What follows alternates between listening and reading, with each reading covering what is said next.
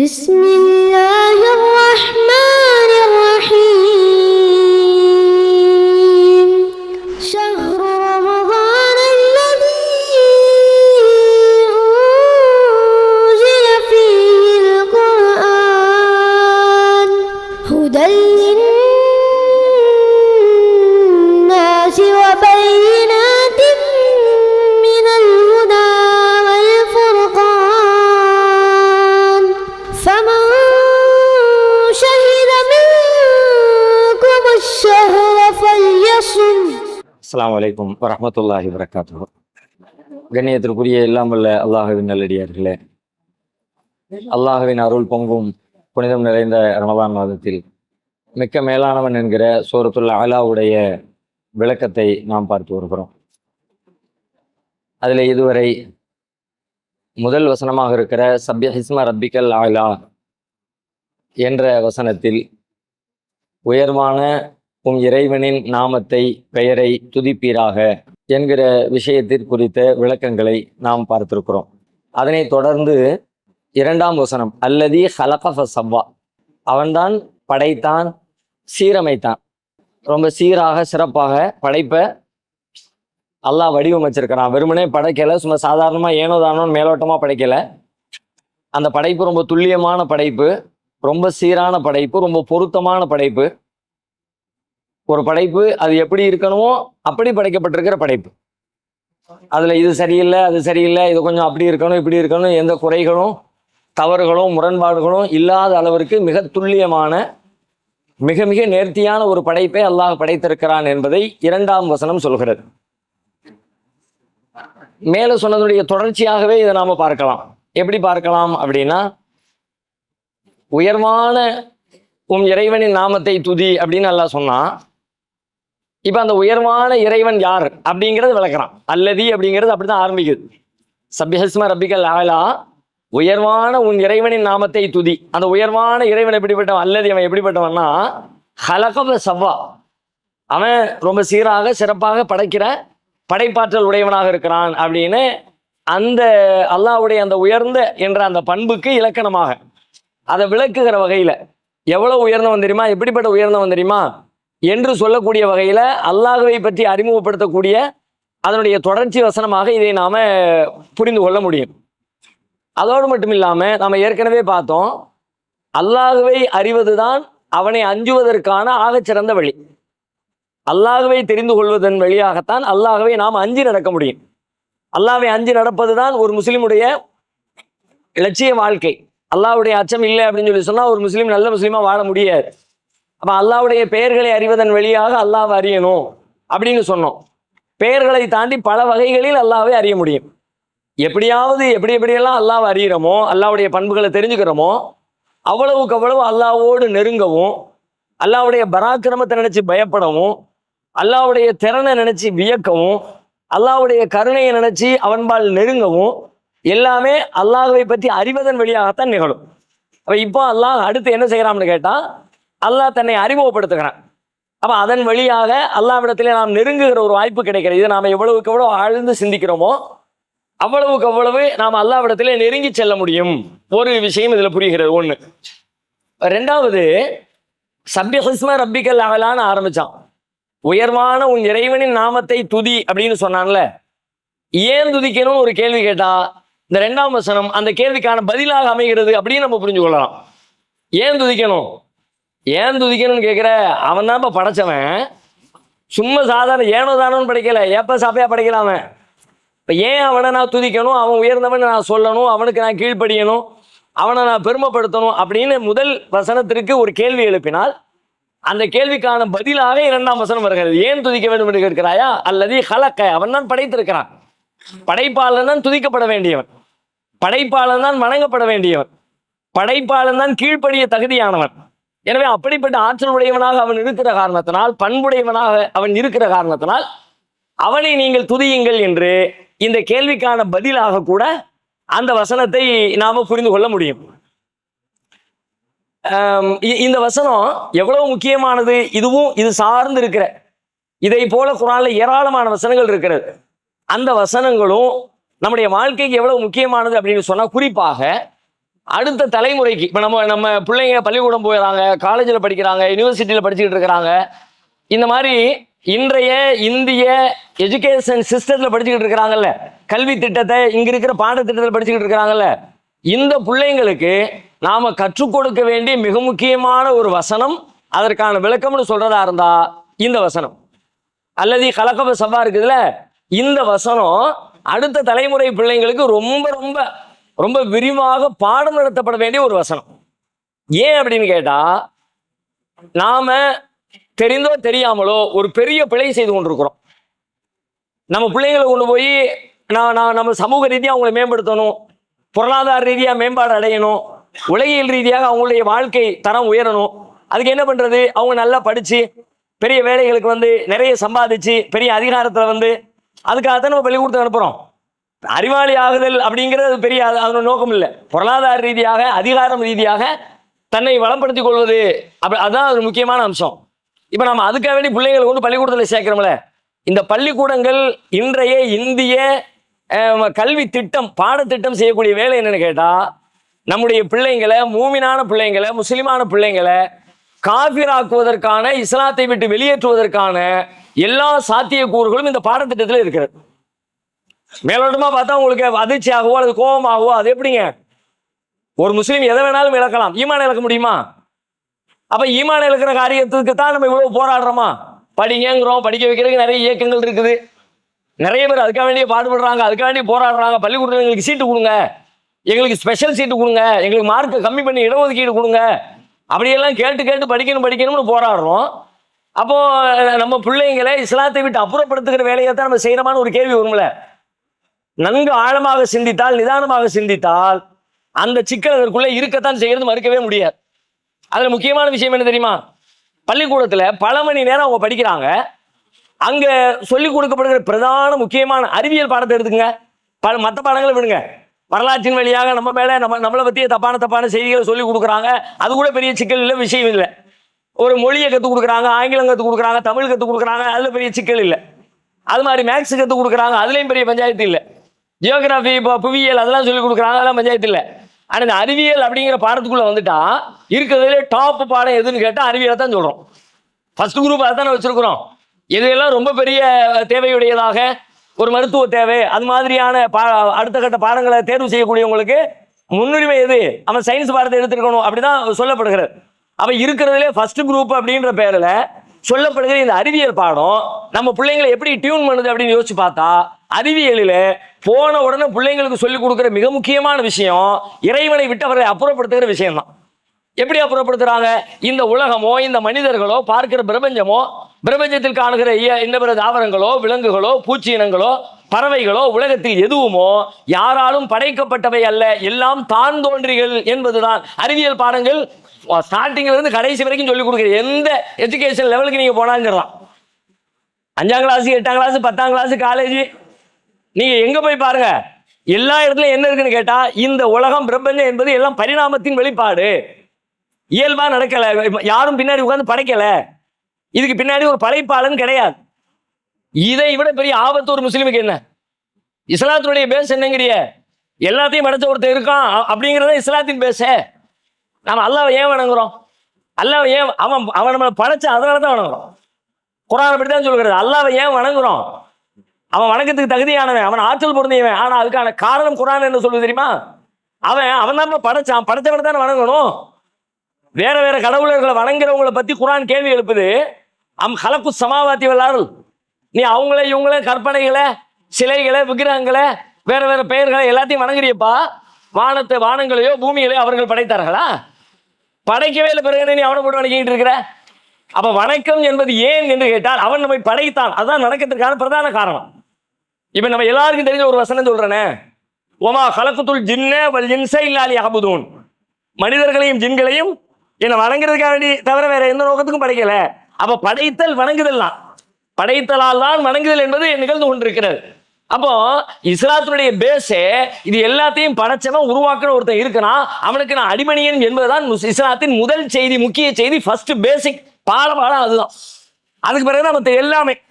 நீங்க தொழுகையை சொல்லிக் கொடுங்க, நோன்பை சொல்லிக் கொடுங்க, சகாத்தை சொல்லிக் கொடுங்க, அல்லாஹ்வுடைய வேற வேற பண்புகளை சொல்லிக் கொடுங்க, அவன் அர் ரஹ்மானா இருக்கிறான், அர் ரஹீமா இருக்கிறான், மாலிக் யோமித்தானா இருக்க, என்ன வேணாலும் இருக்கட்டும். அவன் சலாமா இருக்கிறான், தவாபா இருக்கிறான், எப்படி வேணாலும் இருக்கட்டும். எல்லாமே ரெண்டாம் பட்சம். முதல் செய்தி என்ன? அந்த அந்த இறைவனால் படைக்கப்பட்டிருக்கிறேன், நான் படைக்கப்பட்டவன். இப்ப பள்ளிக்கூடம் என்ன சொல்லி கொடுக்குது? அறிவியல் பாடம் என்ன சொல்லி? எதுவும் படைக்கப்படலப்பா. ஆரம்பத்தில் இந்த உயிர்கள் எப்படி வந்துச்சு தெரியுமா? அது ஒரே ஒரு செல் உயிர், ஒரே ஒரு செல்லுல ஒரு உயிர் இருந்துச்சு. அதுக்கு பேர் என்ன சொல்லுவாங்களே? அமீபா. அமீபான்னு ஒரு செல் உயிர், அதுல இருந்து டெவலப் ஆயிட்டு இன்னைக்கு நம்மளாம் இருக்கிறோம். அல்லாவுடைய படைப்பு எதையும் ஒன்னு இருந்து இன்னொன்னு இல்லை, ஒன்னு தனித்தனி. கோழியை தனியா படைச்சான், மாட்டை தனியா படைச்சான், ஆட்டை தனியா படைச்சான், மனுஷனை தனியா படைச்சான், கழுதையை தனியா படைச்சான். ஒன்னே அல்லாஹ் தனித்தனியா அல்லாஹ் படைச்சான். ஒன்றிலிருந்து இன்னொன்று பரிணாமம் பெற்றெல்லாம் இந்த படைப்புகள் உயிர்கள் வரவே இல்லை. இதுதான் உண்மை, இதுதான் சத்தியம், இதுதான் அறிவு, இதுதான் ஞானம். இதை நாம வாதம் செய்து நிரூபிக்க முடியும், அவங்க சொல்லக்கூடியது பொய் என்று நிரூபிக்க முடியும். ஆனாலும் கூட பிள்ளைங்களுக்கு எது சிறு வயசுல இருந்து அவன் விவரம் தெரியாத பருவத்தில் உள்ள அனுப்புறோம். மீண்டும் மீண்டும் மீண்டும் என்ன சொல்லி கொடுக்குறாங்க? மனுஷன் குரங்குல இருந்து வந்தான், குரங்குல இருந்து வந்தான், அமீபால இருந்து வந்தான், டெவலப் ஆகி கடைசியில மனுஷனுக்கும் எந்த மிருகத்திலிருந்து வந்தான்னு பார்த்தா லாஸ்ட் பரிணாமம் குரங்கா இருந்துச்சு. குரங்குல இருந்து மனுஷன் ஆயிட்டான். அப்படிதான் வந்தாங்க தவிர படைக்கப்பட்டவன் இல்லை அப்படிங்கிற கருத்தை அழுத்தம் திருத்தமா சொல்லி கொடுக்குறாங்க. இப்போ அது எவ்வளவு தூரம் ஆழமா பதியுது யோசிச்சு பாருங்க. நம்ம நினைச்சுக்கிட்டு இருக்கிறோம் அதெல்லாம் நம்ம பிள்ளைங்க, நம்ம இந்த பள்ளியாசம் இருக்கு, தொழுகை இருக்கு, மதரசா இருக்கு, மக்க மதரசா இருக்கு, நம்ம சொசைட்டி இருக்கு, நம்ம பிள்ளைங்க அப்படி இருப்பாங்களா? அதெல்லாம் உங்களுடைய வெறும் கற்பனை.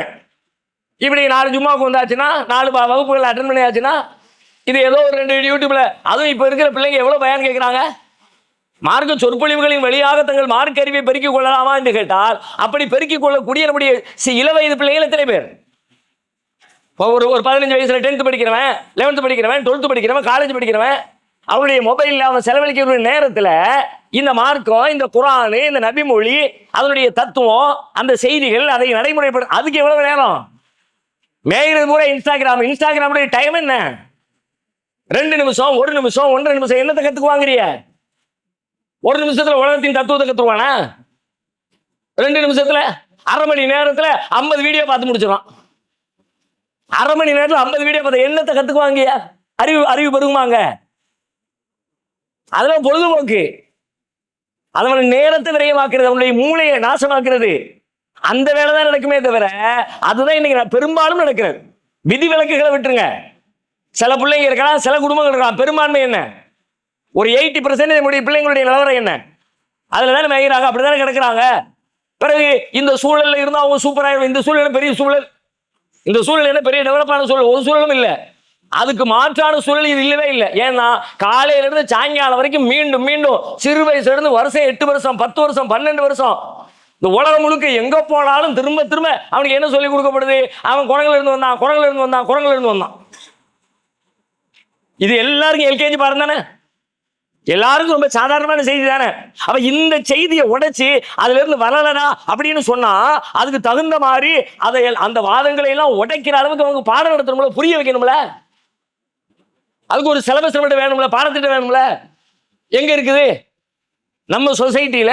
எத்தனை பள்ளிவாசல்கள்ல இது எவ்வளவு பெரிய ஆபத்து! சாதாரண விஷயம் இல்ல, ஒரு பேர் ஆபத்தின் நுனியில நிக்கிறோம். நம்ம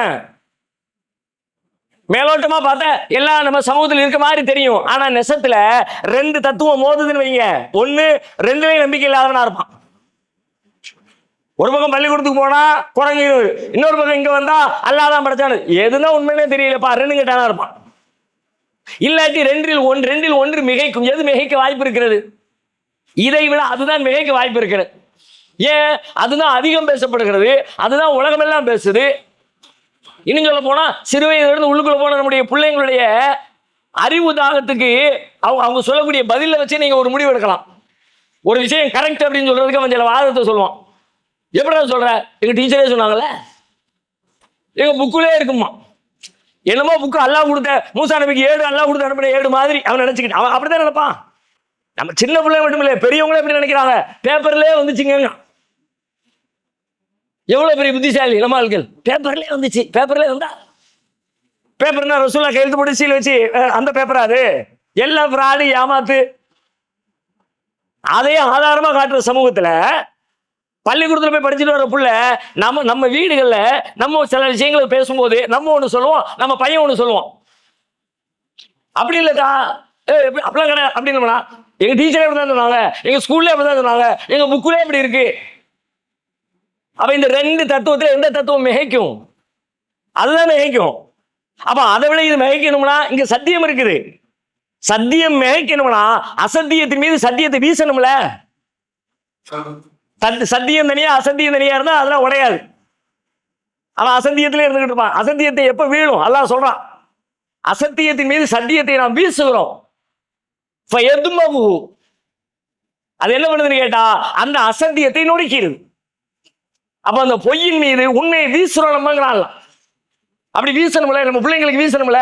அவன் போய் எங்க போய் பொய்யை படிச்சுட்டு வர்றான், தப்ப படிச்சுட்டு வர்றான், ஈமானுக்கு எதிரான ஒரு குஃப்ரை படிச்சுட்டு வர்றான், அதை நம்புறான், அதைத்தான் மதிப்பெண், அதை தான் எழுதுறான், அதுக்கு தான் மார்க் போட்டு ரைட் போட்டு டிக் பண்றாங்க. இதை பார்க்கும்போது அவனுக்கு என்ன தோணும்? ரைட். எது ரைட்டு? குரங்கில் இருந்து பிறந்தான் என்பது ரைட். அதான மனசுல பதியும். இதுக்கு ஒவ்வொரு பள்ளிவாசலும் ஒரு திட்டத்தை உண்டாக்கணும். மஹல்லாக்கள், ஜமாத்துகள், இயக்கங்கள் இல்லைன்னு வைங்க, இன்னும் 10 ஆண்டு 20 ஆண்டுகளுக்கு பிறகு ஒண்ணு இஸ்லாத்தின் மீது நம்பிக்கையற்ற முஸ்லிம்கள் நிறைய பேர் இருப்பான். முஸ்லிம்களா இருப்பாங்க, ஆனா இஸ்லாத்தின் மீது பற்றுடையவர்களா இருக்க மாட்டாங்க. இன்னைக்கே பல பேரை காணோம். அல்லது இஸ்லாத்தின் எதிரியாக முஸ்லிம் பெற்றோருக்கு பிறந்து விட்டு இஸ்லாத்தின் எதிரிகள் அனுப்பான். சாம்பிளுக்கு ஒன்னே ஒன்று சொல்றேன், இது கதை இல்ல, மிகை இல்ல, யதார்த்தம். இப்படி போனா எங்க போய் முடியும் என்பதை ஆழ்ந்து யோசிப்பதால் கிடைக்கிற விஷயங்களை தான் நான் உங்களோட பகிர்ந்துக்கிறேன். ஒரு சாம்பிளுக்கு ஒன்னே ஒன்று சொல்றேனே, சமீபத்தில் இந்தியாவில் வடநாட்டில் ஒரு விவாதம் ஒன்று நடந்து அது இந்தியா முழுவதும் ரொம்ப வைரலாக பேசப்பட்டுச்சு. ஒரு 2 மாசம் இருக்கும்னு நினைக்கிறேன். என்ன விவாதம்? ஒரு கடவுள் இருக்கிறானா இல்லையான்னு ஒரு விவாதம் நடந்து பாத்தீங்களா? தமிழ் சூழல்ல அது பெருசா பரவல. ஆங்கிலத்துல, உருதுல, ஹிந்தியில, வடமொழி வடநாட்டு மக்கள் மத்தியில் ரொம்ப பிரபலியமா இருந்துச்சு. இங்கேயும் ஆங்கிலம் பார்க்கக்கூடியவங்க, பேசக்கூடியவங்க, புரிஞ்சுக்கக்கூடியவங்க, உருது ஹிந்தி பேசுறவங்க அவங்க மத்தியில் அது பிரபலியமா இருந்துச்சு தமிழ்நாட்டில். மற்றவங்க பெருசா பெரிய நிறைய பேர் பார்க்கல. சில பேர் தமிழ் அதை எடுத்து டப் பண்ணி போட்டிருந்தாங்க, அதனுடைய கருத்துக்களை எடுத்து சாராம்சத்தை புழிஞ்சு போட்டிருந்தாங்க. 2 பேருக்கு இடையில் விவாதம் நடந்துச்சு. ஒரு பக்கம் கடவுள் இருக்கிறான், இந்த உலகத்தை படைத்த பிரபஞ்ச படைப்பாளன் ஒருவன் இருக்கிறான் என்று ஒருத்தர் இல்லை அப்படின்னு இன்னொருத்தரும் 2 பேரும் வாதம் பண்றாங்க. பிரபலமான சேனல் வெளியாக அமர்ந்து இந்த வாதம் நடத்தப்பட்டு பயங்கர வைரல். எத்தனையோ அது முடிஞ்ச உடனே அதுல ஒரு ஆலிம்சா கலந்துக்கிட்டார். அந்த ஆலிம்சா யாருன்னு கேட்டா அவரு நெதுவா லக்னோல படிச்சவர், அங்குள்ள ஆசிரியர். அவரு அதுக்கு முன்னாடி அவருடைய ஃபேஸ்புக் பேஜில் 1 லட்சத்தி நெருக்கமான பேர் இருந்திருப்பாங்க போல இருக்கு. ஏறத்தாழ 20 லட்சம் பேர் ஒரே வீக்ல சப்ஸ்கிரைபர். எத்தனை? 20 லேக். அதை தாண்டி 20 லட்சத்தை தாண்டி ஒரு வாரத்தில் 20 லட்சம்ங்கிறது யூடியூப் வரலாற்றுல இப்படி எல்லாம் நடந்திருக்குமானே தெரியல. யாருக்காவது நிகழ்ந்திருக்கலாம், மோடி மாதிரி ஆட்களுக்கோ அல்லது ஃபேஸ்புக் ஜுகர்பர்க் மாதிரி ஆட்களுக்கோ அப்படியெல்லாம் கூட இருந்திருக்கலாமே தவிர இன்னொரு மனிதர்கள் யாருக்கும் இப்படியெல்லாம் ஒரு வாரத்தில் 20 லட்சம் சப்ஸ்கிரைபர் இருக்கிறதா கற்பனையே பண்ண முடியாது. அடிச்சு தூக்கி அவ்வளவு 20 லட்சம் பேர் சப்ஸ்கிரைப் பண்றாங்க. எத்தனை பேர் பார்த்திருப்பான், எவ்வளவு பேர் ஷேர் பண்ணிருப்பான், எவ்வளவு பேர் போய் சேர்ந்திருக்கும். இது யாரு? இது இறைவன் இருக்கிறான். அல்லாஹ் இஸ்லாம் குர்ஆன் அப்படிலாம் கிடையாது. படைப்பாளன் ஒருவன் இருக்கிறான். பிரபஞ்சம் தானா உருவாகல, அதான் கான்செப்ட். ஓகே, ஒரு முஸ்லீம் நம்புறாரு. என்ன நம்புறாரு? அல்லாஹ் படைச்சவன் இருக்கிறான். அவருடைய தரப்புல போய் நின்று விவாதம் பண்ணார். எதிர் தரப்புல ஒரு விவாதம் பண்ணார்ல, அவர் யாரா இருப்பாரு? கடவுள் இல்லை, படைப்பாளன் இல்லை என்று சொல்லுகிறவர் யாரா இருப்பாரு? நாத்திகரா இருப்பாரு, ஏத்திஸ்டா இருப்பாரு, கடவுள் மறுப்பாளரா இருப்பாரு. அப்படித்தானே? அவர் யாரு தெரியுமில? ஜாவித் அக்தர். அவருடைய அப்பா யாரு தெரியுமில? நிசார் அக்தர். அவங்க அம்மா யாரு தெரியுமில? சஃபியா அக்தர். பாரம்பரியமான ஒரு முஸ்லிம் குடும்பத்தில், இஸ்லாமிய பழக்க வழக்கங்களை பிராக்டிஸ் பண்ணுகிற குடும்பத்தில், இன்னும் சொல்ல போனா ஓரளவுக்கு எழுத்து, பேச்சு, சிந்தனை என்று இன்டலெக்சுவலாக செயல்படக்கூடிய ஒரு குடும்ப பின்னணியில வந்த ஒரு முஸ்லிம் பெற்றோருக்கு பிறந்து முஸ்லிமாக வாழ்ந்து இருக்கிற ஜாவித் அக்தர் கடவுள்னு ஒருத்தன் கிடையாது, படைப்பாளன் கிடையாதுன்னு பேசுறார். ஒரு 40-50 வயது நெருக்கமானவராக இருப்பாருன்னு நான் நினைக்கிறேன். எங்கிருந்து வந்தார்? எப்படி வந்தார்? எப்படி உற்பத்தி ஆனார்? அவரு இங்கதான் இருக்கிறாரு. எங்க இருக்காரு? நம்மோட இருக்கிறாரு, நம்ம சமூகத்துக்கு இடையில இருக்கிறாரு, நம்ம பள்ளிவாசலுக்கு வர்றாரு, நம்ம பயான்களை கேட்கிறாரு, நம்மளோட ஷேர் பண்ணிக்கிறாரு, நம்ம சமூக பழக்க வழக்கங்களை எல்லாம் ஃபாலோ பண்றாரு, பிறநாள் அன்னைக்கு தொழுகைக்கு வந்துடுறாரு. இப்படி இருந்தவர் தான் அவர். இப்படி இருந்த ஒருத்தர் வாதம் பண்ற அளவுக்கு பொது மேடையில் வந்து நின்று கடவுள்னு ஒண்ணு கிடையாதுன்னு சொல்லுகிற அளவுக்கு ஒருத்தர் வந்தாருன்னா அவரெல்லாம் எப்படி உருவாக்கப்பட்டாருங்கிறிய இந்த பாடத்திட்டு தான் உருவாச்சு. வெளியில் உள்ள செய்திகளும் அதற்கு காரணம் இருக்கலாம், ஆனால் பிரதானம் சின்ன வயசுல இருந்தே திரும்ப திரும்ப திரும்ப அதை ஊட்டியதன் விளைவு தானே. நாம கூட கடந்த காலத்துல சில ஆளுங்களை விமர்சனம் பண்ணும் பொழுது ஒரு செய்தியை சொல்லியிருக்கிறோம். ஆலிம்களுக்கு இந்த மதுகபின் மீது இருக்கிற பற்று பாசம் ரொம்ப அதீதமா இருக்கிறது. அதன் பின்னணி என்னன்னு கேட்டா, விவரம் தெரியறதுக்கு முன்னாடியே மதரசால கொண்டு விட்டு அந்த இமாம் அவங்க எப்படி எப்படி எப்படின்னு அப்படியே ஒரு பெரிய பிம்பத்தை அவன் மூளையில கட்டமைச்சதன் விளைவாக சிந்தனைகளை எல்லாம் ஓரம் கட்டிட்டு அங்க என்ன புகுத்தப்பட்டுச்சோ அதுதான் சரின்னு நம்பி 35 வயசு 40 வயசு 45 வயசு இருக்கிறாரு. சத்தியத்தை உண்மையை புரிஞ்சு கொள்ள முடியாத நிலையில ஒரு ஆலிம் இருக்கிறார். தான் சிறு வயதில் எதை படித்தாரோ, தனக்கு எது கற்பிக்கப்பட்டதோ, தன் மதரசாவில் எது சொல்லிக் கொடுக்கப்பட்டதோ, தன் ஆசிரியர்கள் எதை நம்பினார்களோ, எதை பயிற்றுவித்தார்களோ அதுதான் சத்தியம், அதுதான் உண்மைன்னு மதரசாவில் படித்த சத்தியத்தை அசத்தியத்தை பிரித்து காட்ட வந்திருக்கிற மார்க்க பள்ளிக்கூடங்களில் படித்த ஒரு மார்க்க அறிஞரின் நிலையை இதுன்னு சொன்னா நம்ம பள்ளிக்கூடங்களுடைய நிலைமை என்ன? நாளைக்கு நம்ம பிள்ளை அப்படி ஆக மாட்டேன். என்ன இருக்கு உங்கள்கிட்ட? எல்லார்ட்டையும் அந்த நம்பிக்கை இருக்கு. வெத்து நம்பிக்கையினால ஃபாயிதா இல்லை. வெறும் நம்பிக்கையை மட்டும் வச்சுக்கிட்டு இருந்தோம்னா நாளைக்கு இழப்பு ஏற்பட்ட பிறகு ஐயோ ஐயோன்னு புலம்பி பயன் இல்லை. நம்ம எப்ப நம்பணும்? அதுக்கு தகுந்த காரண காரியத்தோடு என் பிள்ளை போக மாட்டான் அப்படின்னு நம்பருக்கு என்ன இருக்கு? என் பிள்ளைக்கு நான் டெய்லி பாடம் நடத்துறேன், அவனுக்கு இந்த விஷயங்களை எல்லாம் கற்றுக் கொடுக்குறேன், ஒவ்வொரு நாளும் அதுல இருக்கிற அந்த அசத்தியத்தை, அதனுடைய ஓட்டைகளை, அதனுடைய தவறுகளை வாய்ப்பு கிடைக்கும் போதெல்லாம் அவனுக்கு நான் சுட்டி காட்டுறேன். இவ்வளவு அழுத்தம் திருத்தமா அங்க எவ்வளவு போதிக்கப்படுதோ அதுக்கு இணையாக நான் போதிக்கிறேன், அதை விட ஒருபடி மேலாக நான் போதிக்கிறேன் அப்படின்னு நான் நம்பும் பொழுது என் பிள்ளை போக மாட்டான்னு நான் நம்புறது நியாயம். நான் ஒரு வேலையும் செய்யல, இதை பத்தி கண்டுக்கவே இல்லை. இதை பத்தி அவனுடைய புரிதல் என்ன, நம்பிக்கை என்ன, எனக்கு யோசனையே இல்லை. அதுக்கு அவனுக்கு இப்படி ஒன்று சொல்லி கொடுப்பாங்கப்பா, அது தப்புப்பா என்று சொல்லக்கூடிய அறிவு எனக்கு இல்லை. என் ஜமாத்துக்கு இல்லை, என் பள்ளிவாசலுக்கு இல்லை, என் மகல்லால யாருக்கும் இல்லை. எனக்கு மார்க்கத்தை கற்றுத்தரக்கூடிய என் பகுதி மார்க்க அறிஞருக்கு அது பத்தியான அக்கறையோ சிந்தனையோ தெளிவோ அறிவோ ஒண்ணுமே இல்லை. நமது தாருஸ்ஸலாம் வாழ்வியல் பயிற்சி மையத்தில் இஸ்லாத்தை கற்க வருவோருக்கு உணவு, தங்குமிடம், ஹத்னா, அபிடவிட் மற்றும் பெயர் மாற்றம் உள்ளிட்ட அனைத்தையும் செய்து கொடுக்க நபர் ஒருவருக்கு ரூபாய் 15,000 செலவாகிறது. இறையருளால் அதற்குரிய வாய்ப்பும் வசதியும் பெற்றவர்கள் ஒருவருக்கோ இருவருக்கோ தம்மால் இயன்றவருக்கு பொறுப்பேற்று இப்பணியில் தம்மையும் இணைத்துக் கொள்ளுமாறு அன்போடு கேட்டுக்கொள்கிறோம். இம்மையின் மூலம் மறுமையை வெல்லும் மகத்தான பணிகள் தொடர உங்கள் துஆக்களை கேட்கிறோம். சிந்தனை, செயல், பொருளாதாரம் உள்ளிட்ட அனைத்து வித ஒத்துழைப்பையும் உங்களிடம் எதிர்பார்க்கிறோம். உங்களுடைய ஜகாத் மற்றும் நன்கொடைகளை கீழ்கண்ட வங்கிக் கணக்கில் அனுப்பவும்.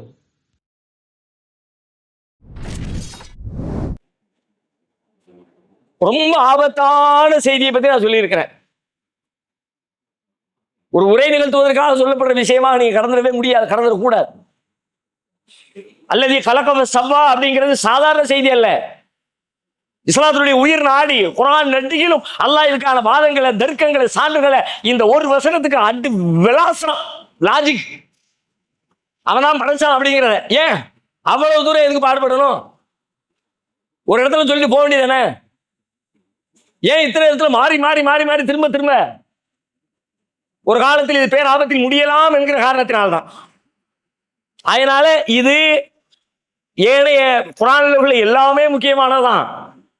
இப்ப நமக்கு இந்த சூழலில் இது ரொம்ப முக்கியமானதாக தெரிகிறது. நாளைக்கு இன்னொருவருக்கு இன்னொரு சூழலில் இன்னொரு வசனம் முக்கியமானதாக இருக்கும். அதனால இது ரொம்ப முக்கியம் அப்படின்னு நான் சொல்ல வரல. இது முக்கியம், இன்றைக்கு நமக்கு இது முக்கியம்.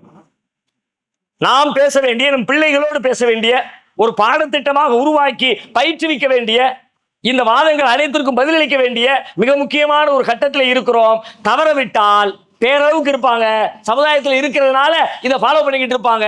நிஜத்துல உள்ளத்துல ஈமான் இருக்காது, இறை நம்பிக்கையில பற்று இருக்காது. ஏன்னா ஒரு விஷயத்துல டவுட் இருக்கும்போது சரிப்பா காலகாலமா சொல்லிக்கிட்டு இருக்காங்க, எண்ணத்தை போட்டு கேள்வி கேட்டுக்கிட்டு அவங்க சொல்றது அவங்க சொல்லட்டும், நம்ம செய்யறது நம்ம செய்வோம் அப்படின்னு இதன் மீது ஆழ்ந்த பற்றில்லாதவர்களாக போய்விடுவதற்கான ஒரு பெரிய ஆபத்து இருக்கிறது. எனவே அல்லதி கலகப சவ்வா, நாம் வாழுகிற இந்த சூழலில், இந்த தேச பின்னணியில், இந்த கல்வி பின்புலத்தில் மிக முக்கியத்துவம் வாய்ந்த ஒரு வசனம் என்பதை நினைவில் வைக்க வேண்டும். ஒன்று. இப்போ இந்த வசனத்தின் வழியாக நம்ம செய்ய வேண்டிய வேலை என்னன்னா, அல்லாஹ்வின் படைப்பு திறனை சிந்தித்தல். அதுக்குதான் அல்லாஹ் சொல்றான், அல்லது கலகப சவ்வான்னு படைச்சான், ரொம்ப சூப்பரா, ரொம்ப துல்லியமா, ரொம்ப பொருத்தமா அப்படி அல்லாஹ் படைச்சிருக்கான் அப்படின்னா அல்லாஹ்வுடைய படைப்பு திறனை யோசித்தல். அந்த யோசித்தல்ல ஏற்கனவே சொன்னது ஒண்ணு நீங்க நினைவுல வைக்கணும். படைப்பை யோசித்தல் அல்ல, படைப்பாளனின் படைப்பு திறனை யோசித்தல். ரெண்டுக்கு இடையில வித்தியாசம் இருக்கு.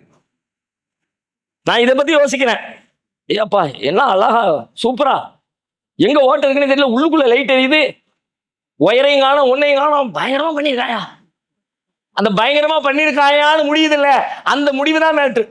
இது பயங்கரமா இருக்குது, இது சூப்பரா இருக்குது, அதோட முடிஞ்சு போயிடக்கூடாது. இது சூப்பரா இருக்குன்னு சொன்னா இதை பத்தி சிந்திச்சேன், இதை சூப்பரா செஞ்சிருக்கான்னு சொன்னா இதை செஞ்சவனை பத்தி சிந்திச்சேன். எவ்வளவு அழகா செஞ்சிருக்கான் பாரு, எவ்வளவு அழகா செஞ்சிருக்கான் பாருன்னு சொன்னா நான் செஞ்சவனை யோசிச்சேன், எவ்வளவு அழகா இருக்கு பாரு அப்படின்னா இந்த பொருளை பத்தி சிந்திச்சேன். பொருள் சிந்தனைக்குரியதல்ல, பொருளின் படைப்பாளன் சிந்தனைக்குரியவன். அல்லதி கலக்க, அவன் படைத்தான். அந்த விகுதி தான் படைப்பு அல்ல, படைத்தான். சீராக படைத்தான், செம்மையாக படைத்தான். அப்ப அதன் வழியாக அவனை அறிதல், அது ரொம்ப முக்கியமான பாயிண்ட். அதிலிருந்து தவறிடக்கூடாது. இன்னொரு செய்தி, இப்ப இந்த இறைவனின் படைப்பு திறனை குறித்து இந்த வசனத்தின் வழியாக நாம் சிந்திப்பதற்கு முன்னாடி இன்னொரு விஷயத்தை நான் பேசணும்னு நினைக்கிறேன். அது என்ன விஷயம் அப்படின்னு கேட்டா, நேரடியாக இந்த வசனத்தோடு சம்பந்தப்பட்ட, இந்த வசனத்திற்கு விளக்கமாக அமைந்த நேரடி செய்தி அல்ல. ஆனா இந்த வசனத்தை நீங்க புரிஞ்சுக்கிறதுக்கு அந்த விஷயம் உங்களுக்கு உதவி செய்யும். இதுக்கு அதுக்கு சம்மந்தம் இல்லை, இதனுடைய எதிர் திசைன்னு அதை சொல்லலாம். ஆனாலும் அதை தெரிஞ்சுக்கிட்டா இதை முழுசா தெரிஞ்சுக்கலாம். உதாரணத்துக்கு சொல்றேனே, அரபியில் ஒரு பழமொழி ஒன்று சொல்லுவாங்க, துஹரஃபுல் அஷ்யாஉ பி அல்தாதிஹா. ஒரு விஷயத்தை, ஒரு பொருளை, ஒன்றின் தன்மையை அதனுடைய எதிர்மறையை கொண்டு முழுமையாக புரிந்து கொள்ளப்படும். அப்படின்னா ஒன்றை அதன் எதிர் விஷயங்களை கொண்டு முழுமையாக புரிந்து கொள்ளப்படும். அப்படின்னா இப்ப நாம ஊட்டிக்கு போறோம், சம்மரு, திருச்சியில இருந்து ஊட்டிக்கு போறோம். திருச்சியில எப்படி இருக்கிறோம்? திருச்சியில சரியான ஹாட், மே மாசம் 30 டிகிரி, 32 டிகிரி, 34, 36, 38, 40 வரைக்கும் கூட வந்துருது. 40 தான் வந்துச்சுன்னா ஊன அப்படியே கப கப கபன்னு காந்தது உடம்பு. சரி, ஒரு ரவுண்டு போயிட்டு வந்துருவோம், குடும்பத்தோட வண்டியில அள்ளி போட்டு ஜம்முன்னு வண்டியை கிளப்பி நேரா போய் ஊட்டியில போய் இறங்கணும்னே அப்படியே அந்த குளிர் காத்த ரொம்ப ரம்மியமா, ரொம்ப சுகமா அந்த சுகத்தை ஃபீல் பண்ணுவோம்ல. திருச்சியில இருந்து போனா தான் நீங்க ஃபீல் பண்ண முடியும். லண்டன்ல இருந்து போனீங்கன்னா, ஆஸ்திரேலியால இருந்து போனீங்கன்னா நம்ம ஆமா அவனுக்கு வேக்குது, பெருசு மேட்ரு இல்லையே. நமக்கு இந்த ஹார்ட்ல இருந்து அந்த கூலுக்கு போன உடனே அந்த கூலை நம்ம ஃபீல் பண்றோம். பா உடனே போன போட்டு எப்படி கிளைமேட் அற்புதமா இருக்குப்பா. ஆக்சுவலி அந்த கிளைமேட்டை நீங்க புரிஞ்சுக்கிட்டீங்க எதனாலன்னு கேட்டா, நீங்க இந்த திருச்சி ஹார்ட்டில் இருந்ததனால். ரெண்டு நேர் எதிர், ஹார்ட்டும் கூலும் நேர் எதிர். அது உஷ்ணம், இது சூடு, வேறு எதிர். ஆனா அந்த உஷ்ணத்தை தெரிந்த காரணத்தினால் குளிர்ச்சியை அனுபவிக்க முடிகிறது. உஷ்ணம் தெரியாத ஒரு மனிதனால் குளிர்ச்சியை முழுமையாக அறிந்து கொள்ள முடியாது. பிறந்ததுல இருந்து கூழ்லே உட்காந்துருக்கான், ஆஸ்திரேலியாலே உட்காந்துருக்கான், பனிமலைக்கு பக்கத்திலே உட்காந்துருக்கான், இமயமலைக்கு பக்கத்திலே உட்காந்துருக்கான். அவனை கொண்டு ஊட்டியில விட்டா வெறுப்பாக உட்காந்துருப்பான். இது ஒரு ஊருன்னு வச்சிருக்காங்க, மலைக்கு மேல இருக்கான், இதுக்கு வண்டி கட்டி வராங்களே அவன் பேசிக்குவான். இங்க பாடுறா, அவன் போடுவான் அவன் ஊருக்கு. மாப்பிள்ள விவரம் தெரியுமா, இங்க இருந்து 300 கிலோமீட்டர் 500 கிலோமீட்டர் சென்னையில இருந்து கிளம்பி வர வண்டியை போட்டு என்னன்னு கேட்டா இங்க கூலா இருக்குமா, வந்து பாரு வேக்குதுமா. அவன் இவங்கெல்லாம் நம்ம ஊருக்கு வந்தா என்ன செய்வாங்க அப்படின்னு அவங்களுக்குள்ள பேசிக்குவான். அவனுக்கு இந்த ஊட்டியினுடைய சிறப்பை உணர முடியாது, ஏனெனில் அதன் எதிர்மறை அவனுக்கு தெரியாது. அதைத்தான் அந்த பழமொழி சொல்கிறது, தொகரஃபுல் அஷ்யாவு பி அலுதாதிஹா. சில விஷயங்களை அதனுடைய எதிர்மறையை கொண்டே முழுமையாக புரிந்து கொள்ள முடியும். இதை முழுசா விளங்கணும், அதை நல்லா தெரியும். அதை தெரிஞ்ச அளவுக்கு உமர் ரலியல்லாஹு ஒரு சூப்பரான கோட் ஒன்று உண்டு. அவங்க சொல்லுவாங்க, ஜாகிலியத்தை அறியாதவன் இஸ்லாத்தை சரியாக அறிந்து கொள்ள முடியாதுமா. அப்படின்னா என்ன? இஸ்லாத்திற்கு எதிரான சித்தாந்தங்கள், பொய்கள், கதைகள், கற்பனைகள், பலவீனமான வாதங்கள், கடவுள் நம்பிக்கைகள், அதை பத்தி சரியா தெரியாத ஒருத்தனுக்கு இஸ்லாம் சரியா புரியாது, இதனுடைய மேன்மை புரியாது, இதனுடைய மகத்துவம் புரியாது. அங்க கடந்து நீங்க வந்தாங்கன்னா அப்படி கொண்டாடும். பா என்னமா இருக்கியா, என்ன தத்துவம், என்ன போதனை, என்னமா இருக்கு தெரியுமா அப்படின்னு மெயின்ஸில் எடுத்துப்போம். அந்த வகையில நாம ஒரு ஒரு ஒரு அரசியல் வரலாற்றை பின்னோக்கி ஒரு 200 நூற்றாண்டுகளுக்கு அப்படி ஒரு ரவுண்ட் அடிச்சுட்டு வந்தோம்னா இந்த வசனத்தை குறித்த நன்கு புரிந்து கொள்வதற்கான வாய்ப்பு அதற்குள்ளே நமக்கு ஏற்படும். ஒரு 18ஆம் நூற்றாண்டு வரைக்கும் உலகத்துல நம்பிக்கைகள், சித்தாந்த நம்பிக்கைகள் அப்படின்னு எடுத்துக்கிட்டா, இந்த உலகம் உருவானது சம்பந்தமா, படைப்பு சம்பந்தமா என்ன நம்பிக்கை இருந்துச்சு அப்படின்னு பார்த்தா, பெரும்பாலும் உலகம் முழுமையும் சில சில விதிவிலக்குகளை தவிர, ஒரு சில சின்ன சின்ன பகுதிகளை தவிர பெரும்பாலும் உலகம் முழுவதும் மத நம்பிக்கைகள் தான் ஆட்சி செஞ்சு கொண்டிருந்துச்சு.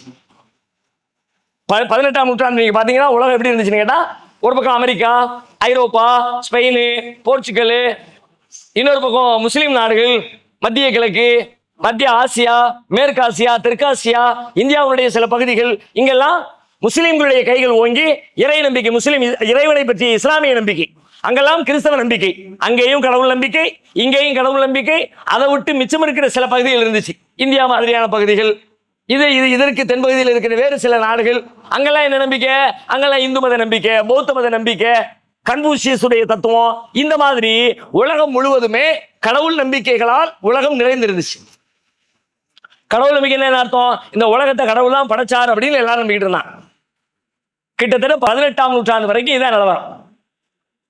19ஆம் நூற்றாண்டுடைய துவக்கத்துல நிலவரம் வேற மாதிரி ஆயிடுச்சு. இந்த 19ஆம் நூற்றாண்டு என்ன ஆகுதுன்னு கேட்டா, தொழில் புரட்சி உண்டாகிறது. இண்டஸ்ட்ரியல் ரெவல்யூஷன் அப்படிங்கிறான்ல, அது வரைக்கும் இருந்த உலகம் அதுக்கு பிறகு 4 கால் பாய்ச்சல பாய ஆரம்பிக்குது.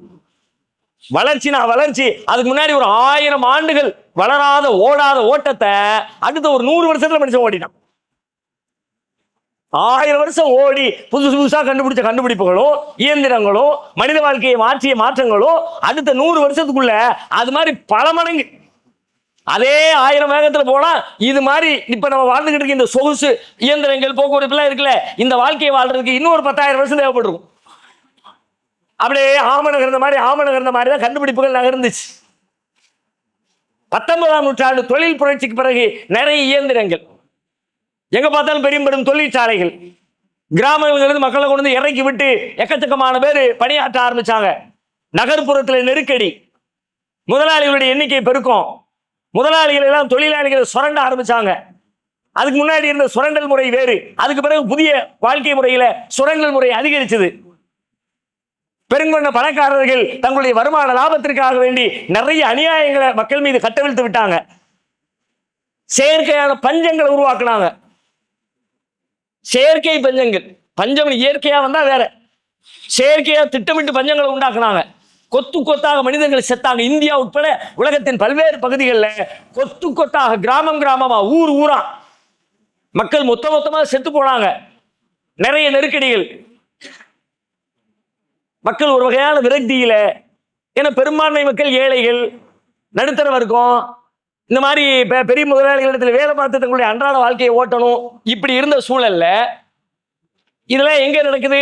பெரும்பாலும் ஐரோப்பா, அமெரிக்கா, இந்த மாதிரியான நாடுகள்ல தான் இந்த புரட்சி வந்து தொழில் மயமாக மாறி இயந்திரங்கள் உள்ள புகுந்து இந்த மாதிரியான அதனோடு ஏற்பட்ட சிக்கல்கள் எல்லாம் பல்கி பெருகி இருக்கிறது. இப்ப அங்குள்ள மக்களுக்கு இயல்பான ஒரு தேட்டம் இருக்கிறது. நம்முடைய மத தலைமைகள் இதை பத்தி ஒண்ணுமே சொல்ல மாட்டேங்கிறாங்களே, நம்ம இவ்வளவு நெருக்கடிக்கு ஆளாகிறோம், நம்மளை லீட் பண்ணக்கூடியவங்க, நமக்கு சம்பளம் தரக்கூடிய முதலாளிகள் நம்மளை இவ்வளவு கொடுமைப்படுத்துறாங்க, யாரும் கேட்க மாட்டேங்கிறாங்க. அரசியல் தலைமை பாதிரிமார்களுடைய கைகள்ல தான் இருந்துச்சு. பெரும் பெரும் தலைவர்களாக, அரசாங்கத்தை வழிநடத்துகிறவர்களாக கிறிஸ்தவ மத போதகர்கள்லாம் இருந்தாங்க. அவங்களாம் ஒன்றும் பேச மாட்டேங்கிறாங்களே அப்படின்னு அவங்களுக்கு மேல ஒரு கோபத்தில் இருந்துகிட்டு இருந்த அந்த சூழல்ல உலகம் முழுவதும் காலனிய நாடுகள், இங்கிலாந்துடைய காலனி, ஸ்பெயினுடைய காலனி, போர்ச்சுகலுடைய காலனி, அவங்கெல்லாம் உலகத்தின் ஒவ்வொரு பகுதிகளுக்கும் உள்ள நுழைஞ்சு அந்த நாட்டை தன்னுடைய நாடை கைப்பற்றிக்கிட்டு அங்குள்ள மக்களுக்கு மேல சுமைகளை கொடுத்து வரிகளை போட்டு அடக்குமுறைகளை செஞ்சு அங்க மக்களுக்கும் அவங்களுக்கும் இடையில போராட்டங்கள் வெடிக்குது. நம்ம நாட்டில் தான் போராடினாங்கல்ல, நீ நாட்டை விட்டு வெளியே போ, எங்களை கொடுமைப்படுத்தாத, எங்கள்கிட்ட வரி கேட்காத, நீ யாரு? கடல் இறைவனுடையது. கடல்ல போய் நான் என் வீட்டுக்கு பக்கத்துல கடல் இருக்குது, நான் உப்பு எடுத்துக்கிறேன், நான் உப்பு எடுக்க போனா எனக்கு காசு கொடுத்துட்டா நீ உப்பு எடுக்கணும்னு கவர்மெண்ட் சொல்லுது, ஆங்கிலேய கவர்மெண்ட். மக்கள் சண்டை போடுறாங்க. அதெல்லாம் ஒரு பெரிய போராட்டம் தானே இந்தியாவில். காந்தியடிகளுடைய தலைமையில் இருந்த போராட்டம், அதெல்லாம் பெரும் போராட்டம். அப்போ இவங்க எல்லாருமே என்ன நடக்குதுன்னு கேட்டா, உலகம் முழுவதுமே இந்த கிறிஸ்தவ தலைமைகள் மீது ஒரு வகையான அதிருப்தியும் கோபமும் எல்லா மக்களுக்கும் எழுந்துகிட்டு இருக்கிற நேரத்தில் கிரேக்கத்திலிருந்து ஒரு தத்துவம் ஐரோப்பாவிற்குள்ளே இறக்குமதி ஆகிறது. அதன கிரேக்க தத்துவம் வேற ஒன்றுமே இல்லை, பொருள் முதல்வாதம். வார்த்தை கேட்டிருக்கீங்களா? ஓரளவு படிக்கிறவங்க, கம்யூனிஸ்ட் சித்தாந்தங்களை வாசிக்கிற வாய்ப்பு கிடைச்சவங்க, அந்த மாதிரி ஆட்கள் இதை பத்தி பேசியிருக்க, கேட்டிருக்க, படிச்சிருக்க வாய்ப்பு இருக்கிறது. பொருள் முதல்வாதம், மெட்டீரியலிஸ்ட். அதுக்கு யாருக்காவது பொருள் தெரியுதா? பொருள் முதல்வாதம்னா என்ன? மெட்டீரியலிஸ்ட் அப்படின்னு சொல்ல பிறகு பொருள் என்ன அர்த்தம் என்ன? இது நான் பேசுவது இந்த படைப்பு திட்டம் குறித்த ஒரு சித்தாந்தம். என்ன அப்படின்னு கேட்டா, அவங்க சொன்னாங்க, உண்மை என்பது, சத்தியம் என்பது என்ன தெரியுமா? நாம கண்களால் எதை பார்க்கிறோமோ, நம் புலன்களால் எதை உணர்கிறோமோ, நம்முடைய கருவிகளால் எதை பரிசோதனைக்கு உட்படுத்துகிறோமோ அவையே உண்மை. அதை தாண்டி இருக்கிற எதுவும் உண்மை அல்ல. அப்படின்னா இறைவன் ஒருவன் இருக்கிறான், அவன் தான் இதை படைத்தான் என்று சொல்கிறார்கள். அதை நம் கண்களால் பார்க்க முடியுமா? மூக்கால் நுகர்ந்து பார்க்க முடியுமா? நாக்கால் நக்கி பார்க்க முடியுமா? உடம்பிலே கடவுள் தொட்டு பார்க்கிறார் அப்படின்னு அவரை காற்றை போல தொட்டு உணர முடியுமா? அல்லது நம்முடைய கருவிகளுக்குள்ளே அவரை விட்டு லேபுக்குள்ள கொடுத்து அந்த லேபுக்குள்ள அவரை பார்த்தோம்னா ஓகே இப்படிதான் இருக்கார் கடவுள் என்று தெரிந்து கொள்ள முடியுமா? எதுவுமே முடியாது. அப்படின்னா அது உண்மை கிடையாது. எது உண்மை? எதை பார்க்கிறோமோ, எதை கேட்கிறோமோ, எதை தொடுகிறோமோ, எதை உணர்கிறோமோ, எதை ஆய்வு செய்கிறோமோ, எது நம்முடைய அறிவியல் வரையறைகளுக்கு உட்பட்டு ஆய்வு செய்யக்கூடிய வாய்ப்புக்கு இருக்கிறதோ அதுதான் உண்மை. அதை தாண்டி இதுக்கு பின்னாடி ஒருத்தர் இருக்கிறான், ஒரு படைப்பாளன் இருக்கிறான், கடவுள் இருக்கிறான், அவனால் இது படைக்கப்பட்டுச்சு அப்படியெல்லாம் சொல்றது நம்ப முடியாது. கடவுள் இல்லை என்கிற மறுப்பு சித்தாந்தம், அதுக்கு தான் இந்த பேர் வச்சாங்க. எல்லாம் பொருள். அதை எப்படி வச்சாங்க? பொருள் அப்படின்னா உலகத்தில் இப்ப நீங்க பார்க்கிற பொருள் எல்லாம் அனாதி காலம் தொட்டு இருந்து கொண்டே இருக்கிறது. வானம், பூமி, நட்சத்திரங்கள், இன்னவர தாவரங்கள், விலங்கு, என்னெல்லாம் நீங்க பார்க்கிறீங்களோ எல்லாமே ஆண்டாண்டு காலமாக இந்த பூமியிலே, இந்த பிரபஞ்சத்திலே இருந்து கொண்டே இருக்கிறது. இருந்து கொண்டே இருக்குதுன்னா என்ன அர்த்தம்? இருக்கிற ஆரம்பத்திலே இருந்தே இருக்கு. இப்ப நம்ம இறைவனை சொல்றோம்ல, ஆரம்பத்திலிருந்தே இருக்கிறான், அவன் தான் இறைவன் சொல்றோம்ல. அது மாதிரி இவங்க இந்த பொருட்கள் எல்லாமே ஆரம்பத்திலிருந்து இருக்கிற. இடையில வந்து தப்பா ஒருத்தன் படைச்சான்னு அர்த்தம். இடையில ஒரு குறிப்பிட்ட காலம் இது இல்ல, அதுக்கு பிறகு இப்ப வந்துச்சுன்னு சொன்னா, இப்ப திடீர்னு வந்திருக்கு, யாருப்பா கொண்டு வந்தான்னு கேட்கலாம். அப்படியெல்லாம் வரல, இது காலாகாலமா இருக்கு. இப்ப இந்த லைட்டு இங்க இல்ல, இப்படி வச்சுக்கங்க, எம்டியா இருக்கு, ரொம்ப நேரமா பார்த்துக்கிட்டே இருக்கிறீங்க, ஒண்ணு இல்ல, திடீர்னு இப்ப வந்துருச்சு. இப்ப உங்களுக்கு ஒரு கேள்வி வருது, இது யாரு வச்சா? இப்ப ஒரு கேள்வி வருதுல, இல்லாமல் இருந்து வருகிறது. அப்படின்னா நான் தான் ஒன்று, இதை ஒரு வச்ச ஒரு ஆள் இருக்காரு, இதை ஒருத்தர் வச்சிருக்கிறார். எப்படி கேட்பாவது? ஏற்கனவே இல்லப்பா இப்பதானே வந்திருக்குது அப்படின்னா யாரோ கொண்டு வச்சிருக்காருன்னு அர்த்தம். அப்படி எதுக்கு வச்சாரு? ஏதோ ஒரு நோக்கத்துக்கு வச்சிருக்காருன்னு அர்த்தம். இல்லாமையிலிருந்து புதிதாக உருவானால், இந்த பொருள் வருவதற்கு முன்பு இங்க ஒரு எம்டி, இங்க ஒண்ணுமே இல்லை அப்படின்னு இருந்துச்சுன்னா அப்பதான் ஒருத்தன் உருவாக்கி இருக்கிறான், ஒருத்தன் படைச்சிருக்கான்னு அர்த்தம். இப்ப நாம பார்க்கிற வானம், கோள்கள், இன்னொரு நட்சத்திரம், பூமி, சூரியன், சந்திரன், இது எதுவுமே இல்லாமல் இருந்ததே இல்லை. அது அனாதி காலம் தொட்டு இருந்து கொண்டே இருக்கிற. அப்படின்னா எவனும் படைக்கலன்னு அர்த்தம். இதுக்கு முன்னாடி இது இல்லைன்னு சொன்னா தான் படைச்சிருக்கான்னு அர்த்தம். இது ஆரம்பத்திலிருந்தே இருக்குது அப்படி நான் எவனும் படைக்கலப்பா, அது அப்படியே இருக்கு. இந்த படைப்புக்கு ஏதாவது நோக்கம் இருக்கா? ஒரு நோக்கமும் இல்லை, இருக்கு அப்படியே போய்கிட்டே இருக்கும், அவ்வளவுதான். இந்த பொருள் இருப்பதுல எந்த நோக்கமும் இல்லை, யாரும் படைக்கல. ஏன்னா இது முன்னாடி இல்லாமல் இருந்தது என்று சொல்லுகிற ஒரு ஸ்டேஜ் இல்லை. வாதம் விளங்கிடுச்சு தானே? குர்ஆன் வேற ஒரு விஷயத்துக்கு இந்த விஷயத்தை சொல்லுவோம். அல்லாஹ் சூரத்து தஹ்ர்ல 76வது அத்தியாயம் நினைக்கிறேன், ஹல் அத்தா அலல் இன்சானி ஹீனும் மினத் தஹ்ரி லம் யகுன் ஷைஅம் மذ்கூரா. இந்த மனிதன் மீது அவன் இன்ன பொருள் என்று சொல்ல முடியாத ஒரு நீண்ட நெடிய காலம் சென்றிருக்கிறதே, அதை அவன் பார்க்கலையா? அப்படின்னா என்ன அர்த்தம்? ஒண்ணுமே இல்லாம இருந்தியப்பா, நான் உருவாக்குனேன்ல. மனுஷனை பத்தி சொல்லும்போது அல்லாஹ் சொல்றான். இவங்க இந்த பிரபஞ்சத்துக்கு இந்த கேள்வி கேட்கிறாங்க. மொத்த யூனிவர்ஸ் சொல்றோம்ல, இந்த யூனிவர்ஸ் முதல்ல இல்லாம இருந்துச்சு, அதுக்கு பிறகு இது வந்துச்சுன்னு நீ நிரூபி. அப்படி நிரூபிச்சாதான் ஒருத்தன் படைச்சான்னு அர்த்தம். அப்படி நிரூபிக்கலாட்டி இது யாராலும் படைக்க பலன்னு அர்த்தம்பா. ஆரம்பத்திலிருந்தே இருக்குது, அப்படியே இருந்துகிட்டே இருக்கு, அவ்வளவுதான். இந்த தத்துவம் கிரேக்கத்திலிருந்து ஐரோப்பாக்குள்ள வருது. ஆல்ரெடி கிறிஸ்தவ மத தலைமை மீது மக்களுக்கு ஒரு கோபம், உலகம் முழுக்க போராட்டம். யாருக்கு எதிராக போராட்டம்? எல்லாமே கிறிஸ்தவர்களுக்கு எதிராக. இப்ப இங்கிலாந்துக்கு எதிராக நம்ம போராடுறோம்னா மறைமுகமாக அவங்க எல்லாருமே கிறிஸ்தவர்கள். நாம் ஆங்கிலேயர்களுக்கு எதிராக போராடுறோம்ல, ஆங்கிலேயருடைய மதம் என்ன? அவர்கள் கிறிஸ்தவர்கள். போர்ச்சுக்காரர்களுக்கு எதிராக போராடினாங்க, மதம் என்ன? கிறிஸ்தவர்கள். டச்சுக்காரர்களுக்கு எதிராக இந்தியாவில் போராட்டம் நடந்துச்சு, அவங்களுடைய மதம் என்ன? கிறிஸ்தவர்கள். அப்ப இந்த மாதிரி உலகம் முழுக்க போராட்டம் நடந்துகிட்டு இருக்க நேரத்துல இப்படி ஒரு சித்தாந்தம் வருது. இந்த சித்தாந்தம் இந்த மக்கள்ல பெருவாரியான மக்களை ஈர்க்கிறது. எப்படி இருக்குதுன்னு கேட்டா, நம்ம அவனை எதுக்குறோம், இதையும் சேர்த்துக்கிட்டோம்னா 2 மடங்கு எதுக்கலாம். ஒன்னு அரசியல் ரீதியா எதுக்குறோம், இன்னொன்னு ஆன்மீக. ஏன்னா ஆன்மீக ரீதியா கடவுளால் படைக்கப்பட்டதுன்னு சொல்லிக்கிட்டான். போனா லூசு, அதெல்லாம் ஒன்றும் படைக்கப்பட்டது இல்லை. இதெல்லாம் இந்த வாதத்தை வச்சு அதெல்லாம் யாரும் படைக்கல, நீ லூசு மாதிரி சொல்லிக்கிட்டு இருக்க, உன் வேதத்தில் சொல்லப்படுகிறது பொய் அப்படின்னு தர்க்க ரீதியாக நாம நிரூபிச்சு அவங்களுக்கு எதிரான போராட்டத்தை பலப்படுத்தலாம்னு அப்படி ஒரு சிந்தனையில உலகத்துல கொஞ்சம் கொஞ்சமா இந்த விஷயம் எல்லாம் அப்படியே ஸ்ப்ரெட் ஆகுது. உலகத்துல சில அரசியல் தலைவர்களுக்கு இந்த கருத்து பிடிக்குது. உதாரணமா ரஷ்யால ஸ்டாலின், லெனின், அந்த மாதிரியான தலைவர்கள். அவங்க ஆமா இதை வச்சோம்னா நல்லா தான் இருக்கு. அமெரிக்காவுக்கு எதிராக போராடிக்கிட்டு இருக்காங்க. அப்போ வார் யாருக்கு நடந்துச்சு? அமெரிக்காவுக்கும் ரஷ்யாவுக்கும் எதிராக 2 பேர் தான். 2 பேர்ல யாரு பெரிய ஆளு அப்படிங்கிற போராட்டம் நீண்ட நெடிய காலமாக நடந்து ஒரு கட்டத்தில் அமெரிக்காவுடைய கை ஓங்கிடுச்சு. இன்னைக்கும் கிட்டத்தட்ட அந்த போரையை நோக்கித்தான் அடுத்த கட்டமா யாரு லீட் பண்ண போறாங்கிற கேள்வியை நோக்கித்தான் இப்ப ஓடிக்கிட்டு இருக்கு. இப்ப அமெரிக்கா ஈரான் அடி விழுந்திருக்குல்ல, ஈரான் அட்டாக் பதிலடி கொடுத்துட்டாங்க. அல்லாஹ்வோட துஆ செய்யுங்க, பிரார்த்தனை பண்ணுங்க. உண்மைக்காக சத்தியத்திற்காக நிற்கிற மக்கள், பலவீனமான மக்கள், அல்லாஹ்வுடைய உதவி வரணும். அல்லாஹ் நீ அவங்களுக்கு உதவி செய் அப்படிங்கிற பிரார்த்தனை அல்லாஹ்விடத்துல முன்வைங்க. வஜஅல்னா மில்லதுன்க வலியா வஜஅல்னா மில்லதுன்க நசீரா. யா அல்லாஹ் உன் புறத்திலிருந்து பொறுப்பாளரை கொடு, பாதுகாவலரை கொடு, உன் புறத்திலிருந்து உதவிகளை கொடு, உதவியாளரை கொடு. என்ன ஆகும்னு தெரியல, எப்படி போகும்னு தெரியல. ஒரு பக்கம் மகிழ்ச்சி தரக்கூடிய செய்திகளும் வருகிறது.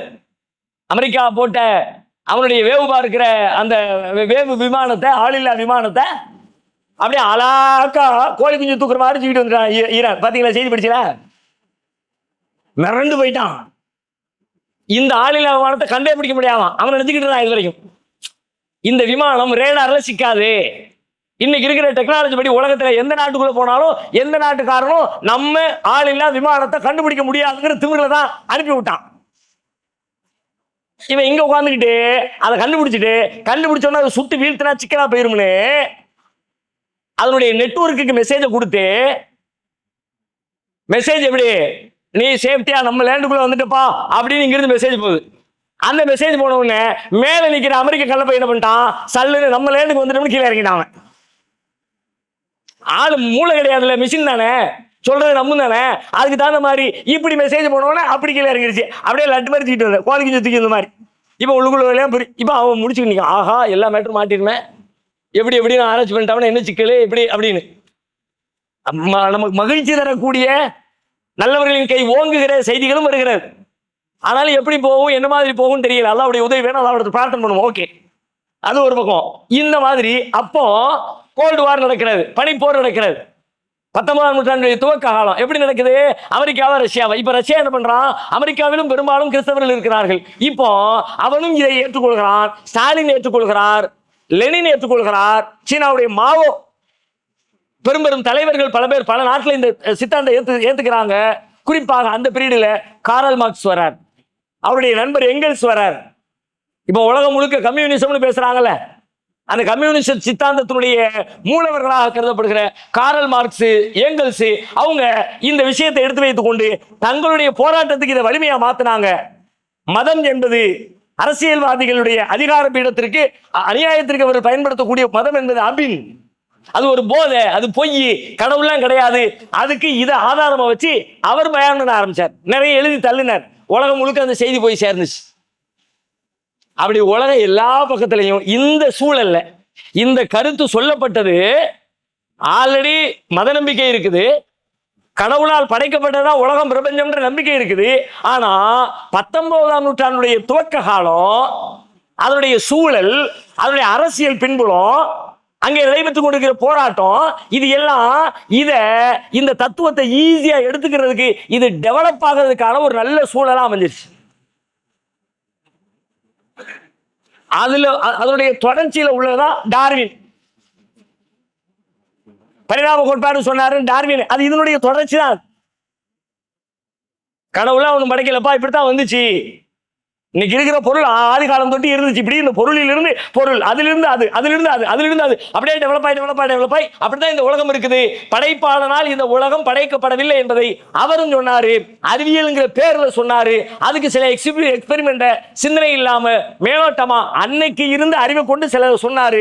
நிறைய மக்கள் நம்பி அதை ஏற்றுக்கொண்டு இந்த போராட்டத்துக்கு வலு சேர்க்குமே சொல்லிட்டு எல்லா பகுதிகளிலும் அதை இறக்குமதி பண்ணினாங்க. இந்தியாவும் அதை இறக்குமதி பண்ணிடுச்சு. இந்திய பாடத்திட்டத்துக்குள்ளே வந்துச்சு. உலகத்தின் பெரும்பான்மையான பகுதிகள் மிகச்சில இஸ்லாமிய சிந்தனை கொண்டிருக்கிற நாட்டின் பாடத்திட்டங்களை தவிர அங்க தொலைச்சு போவான், பெரம்பு எடுத்துருவான்.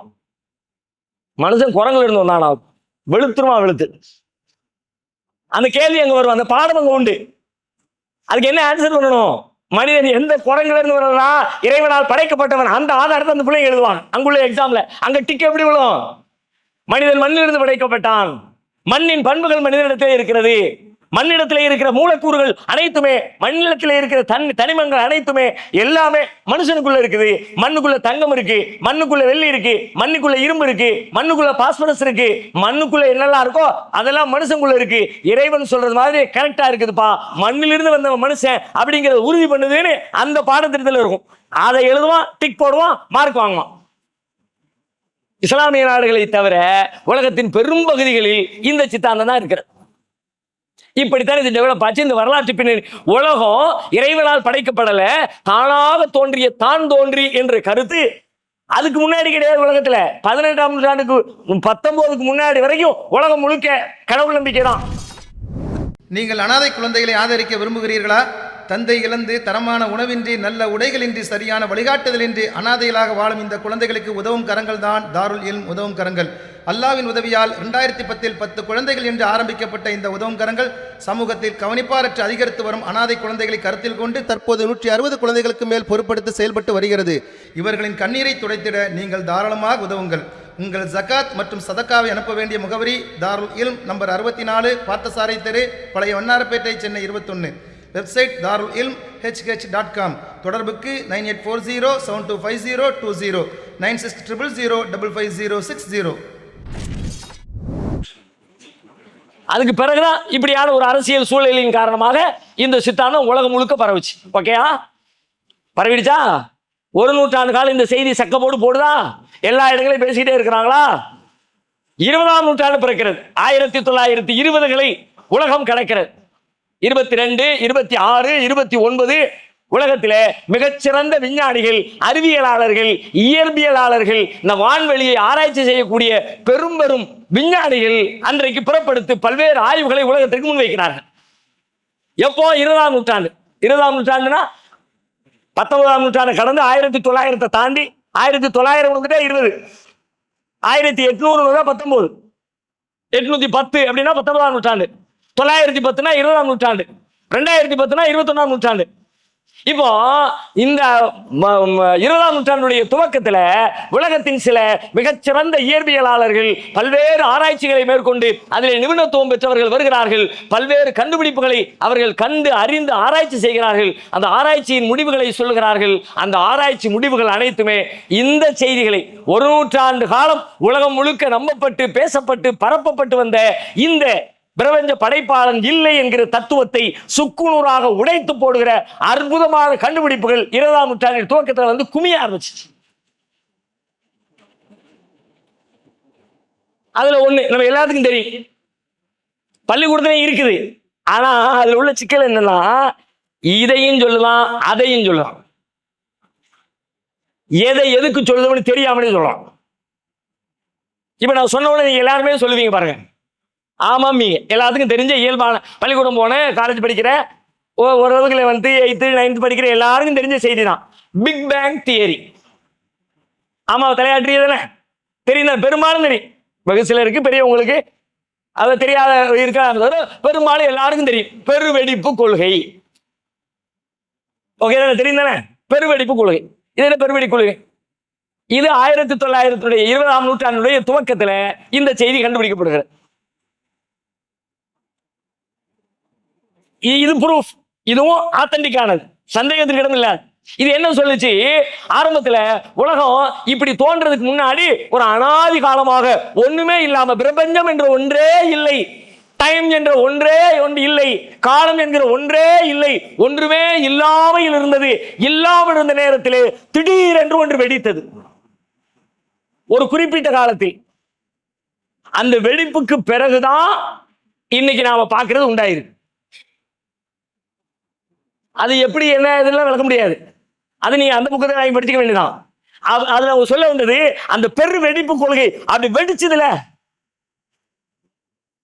அதை புரிஞ்சுக்கிறதே கூட கொஞ்சம் சிரமம். இப்ப வெடிச்சது அப்படின்னா குர்ஆன்ல அது வருகிறது. 21வது அத்தியாயத்துல சூரத்துல் அம்பியா, அம்பியாவுல 30வது வசனம், அவலம் யரல்லதீன கஃபரு அன்ன சமாவாதி வல் அர்து கானதா ரத்கன் ஃபஃபதக்னாஹுமா. இறைவனை மறுக்கிறவர்கள் அவர்கள் பார்க்கவில்லையா? அன்ன சமாவாத்தி வல்லார்கள், வானங்களும் பூமியும் ஒன்றாகத்தான் இருந்தது. ஃபஃபதக்னாஹுமா, நாம் தான் அதை பிளந்து பிரித்து எடுத்தோம் அப்படிங்கிறத அவங்க பார்க்கலையா, சிந்திக்கலையா? இவனுக்கு கேட்ட மாதிரியே இருக்கு. அந்த காலத்துல இவனுக்கு கேட்டாதான் தெரியல, ஆனா இன்னைக்கு இவனுக்கு கேட்ட மாதிரியே இருக்கு. குர்ஆன் சொல்லுகிறது. அறிவியல் இப்போ ஒன்னா இருந்ததை பிரிக்கிறது அப்படின்னா எல்லாம் சேர்ந்து ஒரு பெரிய உருண்டையா இருந்துச்சு, அப்படிதான் கற்பனை பண்ணுவோம். எல்லாம் சேர்ந்து ஒரு பெரிய உருண்டையா இருந்துச்சு, டமால்னு வெடிச்சு அது தனித்தனியா போயிடுச்சு. விஞ்ஞானிகள் சொல்றாங்க பெரிய உருண்டையாலாம் இல்லப்பா, அதனுடைய வேல்யூ 0. சூரியன் அவ்வளவு பெருசு, சந்திரன் இருக்கு, பூமி இருக்கு, வியாழன் இருக்கு, இன்னைக்கு இருக்கிற நட்சத்திரங்கள் எல்லாம் இருக்கு, எல்லாம் இருந்தா அவ்வளோ பெரிய உருண்டை இருந்துச்சு, டம்முன்னு வெடிச்சு அங்க கொஞ்சம் இங்க கொஞ்சம் இங்க கொஞ்சம் போச்சு. அப்படி இல்ல, அந்த வெடிச்சதுல வெடிச்ச பொருள் இம்மா பெருசா இல்ல, இத்தனோண்டி எத்தனோண்டி 0 அத்தனோண்டி தான். 0 எத்தனோண்டி 0 எத்தனோண்டி கற்பனை பண்ண முடியல. அறிவியலாளர்கள் இதை சொல்கிறார்கள், இப்படித்தான் நிகழ்ந்தது, இப்படித்தான் நிகழ்ந்திருக்கிறது. அப்படி வெடிச்சதுப்பா, வெடிச்சு செதறினா அப்ப அதுக்கு முன் அந்த வெடிப்பு நிகழ்வதற்கு முன்பு இந்த பிரபஞ்சம் என்று ஒன்று இல்லவே இல்லை சொல்லிட்டு அதை விட பியூட்டியான விஷயத்தை இன்னும் அவர் விளக்கிறார். குறிப்பா ஆண்ட்ரோ லிண்டே என்கிற ஜெர்மன் இயற்பியலாளர் நினைக்கிறேன், அநேகமா ஜெர்மனா தான் இருக்கணும். அவர் கேட்ட ஒரு கேள்வி ரொம்ப அற்புதம், அன்றைய உலகத்துல சக்க போட்ட கேள்வி. இறைவனால் படைக்கப்பட்டது என்பதை நம்புகிற மக்கள் தூக்கி திரிஞ்சு அந்த அலையை தூக்கி வச்சுக்கிட்டு அவங்க அந்த ஆள் கேட்ட கேள்வி என்ன கேட்டா தெரியுமா? வெடிச்சு செதறி உண்டானது அதுல ஒண்ணு நிரூபணம் ஆயிடுச்சு, என்ன இல்லாம இருந்துச்சு வந்துச்சு அப்படின்னா புதுசா ஒருத்தன் படைச்சிருக்கான்னு அர்த்தம். Okay, confirm. ரெண்டாவது, நீ சொல்ற மாதிரி அது சாதாரண படைப்பாளர் இல்லடா, அந்த வெடிச்சதுல அதுல இருக்கிற துல்லியம் இருக்குதுல, அந்த துல்லியம் இருக்குற, இப்படி ஒரு துல்லியம், இப்படி ஒரு திட்டமிடல், ஆகப்பெரிய ஜீனியஸ், ரொம்ப பெரிய அறிவு ஞானமும் படைத்த ஒன்றிடம் இருந்தே தவிர, ஒரு சக்தியிடம் இருந்தே தவிர இவ்வளவு துல்லியம் நிகழ்ந்திருக்க. அதுக்கு அவர் சொல்றாரு எப்படி தெரியுமா, இப்படி வெடிக்குதுலப்பா, வெடிச்ச உடனே இந்த ஸ்பேஸ் இங்க அங்க அங்கன்னு எல்லா பக்கமும் டெவலப் ஆகி பல்வேறு பொருட்கள் இப்படி பிரிஞ்சு போய்கிட்டே இருக்குல்ல, இப்படி பிரிஞ்சு போகும்போது எல்லாம் சேர்ந்து இந்த பிரிவுக்கு ஒத்திசைந்து செயல்படுகிறது. இந்த ஒத்திசைவு எப்படி நிகழ்ந்தது? நீ சொன்ன மாதிரி சும்மா நடந்துச்சு, தானா நடந்துச்சு, திட்டமிடாம நடந்துச்சு, ஏதோ நடந்துச்சு அப்படின்னா குண்டை கமண்டகம் இருக்கணும், எல்லாம் ஒரே சீரா அது எப்படி வரும்? இப்படி டெவலப் ஆகி அப்படியே பிரியுது. அப்படி பிரியறதுக்கு எல்லாம் சேர்ந்து ஒத்துழைச்சாதான் கரெக்டா பிரியும். இப்ப நம்ம இங்க நெருக்கமா உட்கார்ந்துருக்கோம் வைங்களேன், நெருக்கமா உட்கார்ந்துருக்கும் போது ஒருத்தர் கையை காலை நீட்டி இப்படி இப்படி இப்படி உட்கார நினைக்கிறேன். பக்கத்தில் உள்ள நாம என்ன செய்வோம், கொஞ்சம் இடம் கொடுத்து பாய்க்கு கால் வலிக்கு போல இருக்கு, நமக்கு அறிவு இருக்கிறதுனால சிந்தனை இருக்கிறதுனால கொஞ்சம் அப்படி கொஞ்சம் நோட்டிக்குவோம், இப்படி கொஞ்சம் நோண்டுக்குவோம், அவர் கொஞ்சம் ரிலாக்ஸா உட்காந்துக்குவார். அக்கம் பக்கத்தில் உள்ளது கொஞ்சம் கூட ஸ்பேஸ் கொடுக்கலாட்டி ஒரு சோறுக்கு இடையில உட்கார்ந்துருக்கிறிய, நான் கையை நீட்டு நினைச்சா பாய்க்கு கால் வலிக்கு போல இருக்கு, சோறு கொஞ்சம் செங்கல் மேலே ஏறிக்குமா? இப்ப அவர் கேட்கிறாரு, இந்த பிரபஞ்சத்துல இது வெடிச்சு செதர்ந்து உருவாகும் பொழுது எல்லாம் அப்படியே வலி கொடுத்து ஈவனா ஒரே மாதிரி எல்லாருமே வலி கொடுத்துச்சப்பா, இப்படி எல்லாத்தையும் வலி கொடுக்க வச்ச தானே இப்படி நடக்கும். எவனோ ஒருத்த உட்காந்து ஆர்டர் போடாம எப்படி நடக்குது?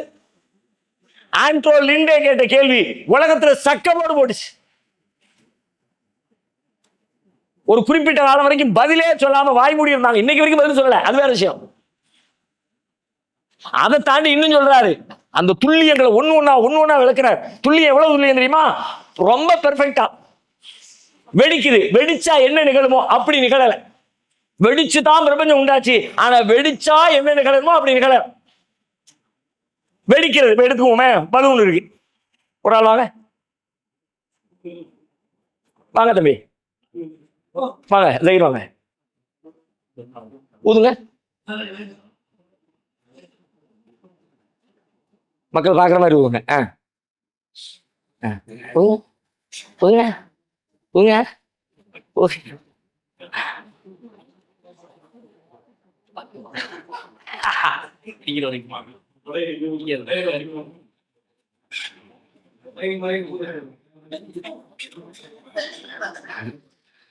கொஞ்சம் பயம் வந்துடும், வெடிச்ச உடனே டக்குன்னு மூஞ்சில செதறிடுமே, அடிச்சிருமே.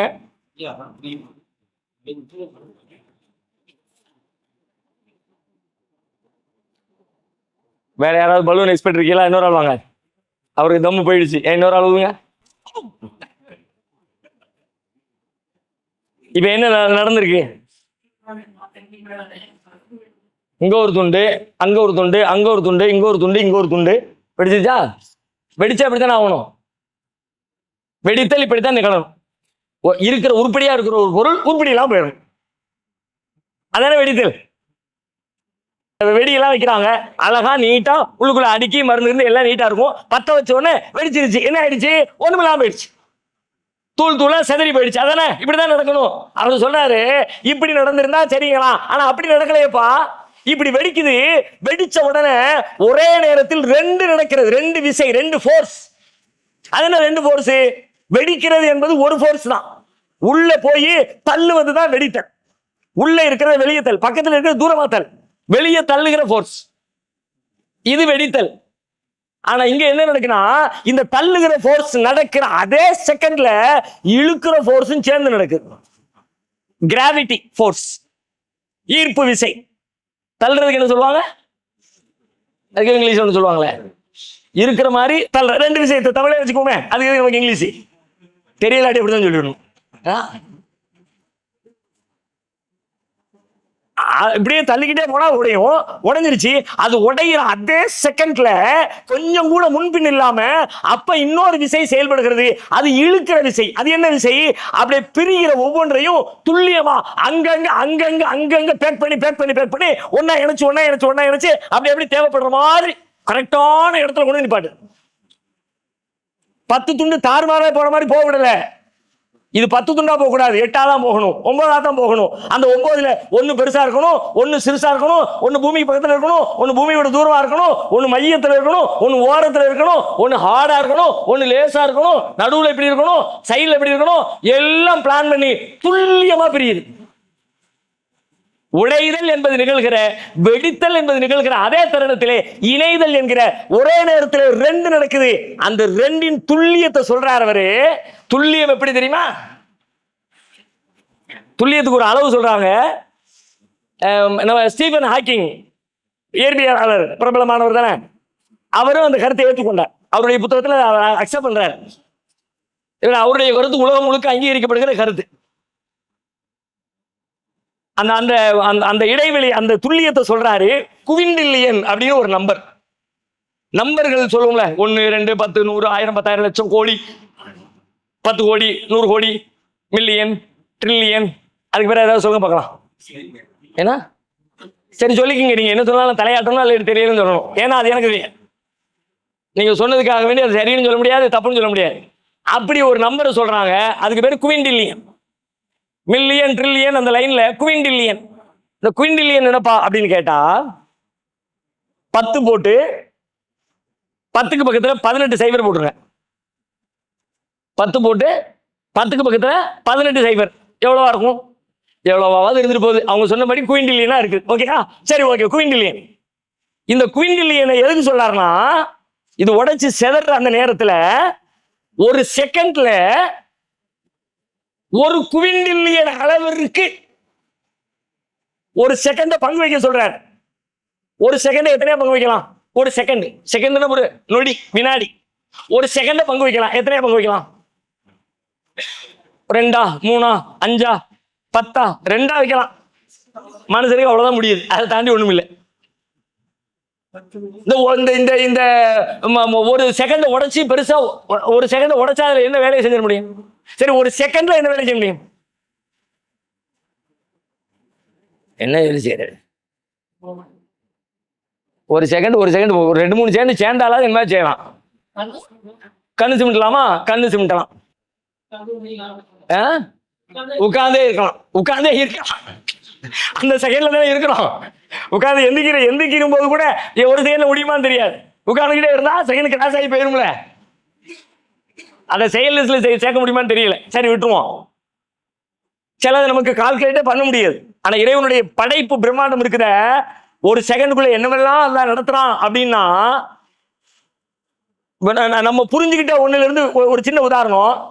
தேனி இருக்குல்ல, தேனி ஒரு செகண்ட்ல அது பறக்குதுல, ரெக்கையை அரைச்சடி பறக்குதுல. ஒரு செகண்ட்ல ஒரு தேனி எத்தனை தடவை ரெக்கையை அசைக்க தெரியுமா? 230 தடவை. அதை எல்லாத்தையும் ஜூம் பண்ணி எல்லாத்தையும் அப்படியே காட்டுறான். இந்த ஒரு செகண்டுக்குள்ள எவ்வளவு நடந்திருக்கு பார்த்தா 230 அடிச்சிருச்சு. கற்பனை பண்ணுங்க கொஞ்சம். தேனியை விடுங்க. இன்னொரு ஐட்டம் இருக்கு, பயங்கரமான ஐட்டம். உலக நாடுகள் எல்லாம் வருஷம் ஒரு 100 வருஷமா அதுக்கு எதிராக பெரிய போராட்டம் நடத்தினான். ஆனா ஒன்னும் அசைக்க முடியல. என்ன சொல்லுமா? கொசு. சூப்பர். ஒரு செகண்ட்குள்ள கொசு வந்து ஒயின்னு சத்தம் போடுதா? அது என்ன ஸ்பீக்கர் வச்சிருக்கான், அல்லது சத்தம் போடுறதுக்காண்டி வருதா, அல்லது எழுப்பி விடுறது வருதா? என்ன சத்தம் அது? இந்த ஒரு செகண்ட்ல எத்தனை தடவை அடிக்குதுன்னு பார்த்தா ஏறத்தாழ 600 தடவை ரெக்கை அடிக்கணும். சுபஹானல்லாஹ் வந்தே தீரும். சுபஹானல்லாஹ் வந்தே தீரும். அல்லாஹ் சொல்ல மாதிரிதான். அல்லாஹ்வுடைய படைப்புகளை சிந்திக்கிறவர் சொல்லுவாரு, சுபஹானக, இறைவா நீ தூயவன், இதனை வீணா படைக்கல. மா ஹலகத ஹாதா பாத்திலா. ஒரு செகண்ட்ல 600 நம்பர் சொல்ல முடியுமா உங்களால? 600 2 செகண்ட் ஆயிரும். வெறும் நம்பரை சொல்றதுக்கு டைம் இல்ல. அந்த நம்பருக்குள்ள அதுக்குள்ள இத்தனை முறை ஒரு செயலை செய்து முடிக்கிறது என்றால் எத்தனை பெரும் வேலை, எத்தனை பெரிய நுணுக்கம், எத்தனை பெரிய படைப்பு. இப்போ அது மாதிரி ஒளி இருக்கு. ஒரு செகண்ட்ல ஒளியினுடைய டிராவல், வெளிச்சம், லைட் இருக்குல்ல, ஒளி ஒளி ஒரு செகண்ட்ல எவ்வளவு தூரம் டிராவல் பண்ண தெரியுமா? நம்ம ஒரு செகண்ட்ல எவ்வளவு டிராவல் பண்ணுவோம் அதெல்லாம் சொல்லவே முடியாது. உட்கார்ந்தே இருக்கிற டிராவல் வேணா முடியுமே தவிர டிராவல் கிடையாது ஒரு செகண்ட்ல. ஆனா ஒளியினுடைய டிராவலை பத்தி அறிவியலாளர் சொல்றாங்க 2,09,792 கிலோமீட்டர். 2 வருஷமா ஒரு செகண்ட்ல வெளிச்சம் ஒளி எவ்வளவு தூரம் டிராவல் பண்ணுதுன்னா ஒரு செகண்ட்ல 7 தடவை பூமியை சுத்திடும். இப்ப நம்ம டார்ச் லைட் அடிக்கணும்ல, இப்போ ஒரு லைட் கையில போன்ல லைட் இருக்குன்னு வச்சுக்கோமே, இந்த லைட்டை